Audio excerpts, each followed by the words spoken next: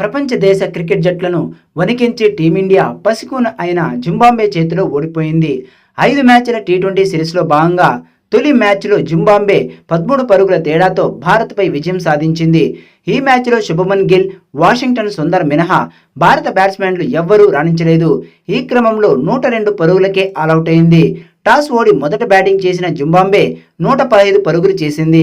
భారత్ తక్కువ పరుగులకే కట్టడి చేసిందని, 116 లక్ష్యాన్ని ఈజీగానే సాధిస్తుందని అందరూ అనుకున్నారు. కానీ అంతా రివర్స్ అయిపోయింది. జింబాబ్వే బౌలర్ల ముందు యువ భారత్ చేతులెత్తేసింది. 116 పరుగుల టార్గెట్ను సాధించడంలో తడబడ్డారు. ఐపీఎల్లో అదరగొట్టిన ప్లేయర్లు ఇక్కడ మాత్రం చేతులెత్తేశారు. ఐపీఎల్లో సిక్సర్ల వర్షం కురిపించిన అభిషేక్ శర్మ తన మొదటి మ్యాచ్లోనే డకౌట్ అయ్యాడు. ఆ తర్వాత రియాన్ పరాగ్ 2, ధ్రువ్ జురేల్ 6 పరుగులు మాత్రమే చేశారు.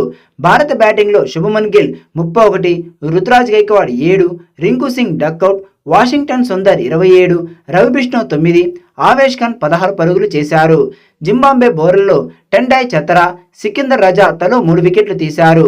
ఆ తర్వాత బ్రియాన్ బెనెత్, వెలిండన్ మస్కజా, బ్లెస్సింగ్ మజారబని, లుకోజోంగి తలో వికెట్ పడగొట్టారు.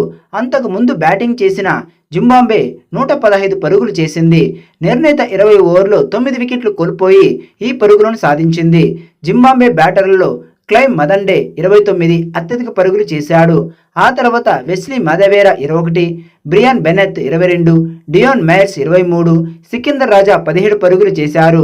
భారత బౌలర్లలో అత్యధికంగా స్పిన్నర్ రవి బిష్ణు 4 వికెట్లు పడగొట్టాడు. ఆ తర్వాత వాషింగ్టన్ సుందర్ 2 వికెట్లు తీసుకున్నాడు. ఆవేష్ ఖాన్, ముఖేష్ కుమార్కు తల వికెట్ దక్కింది.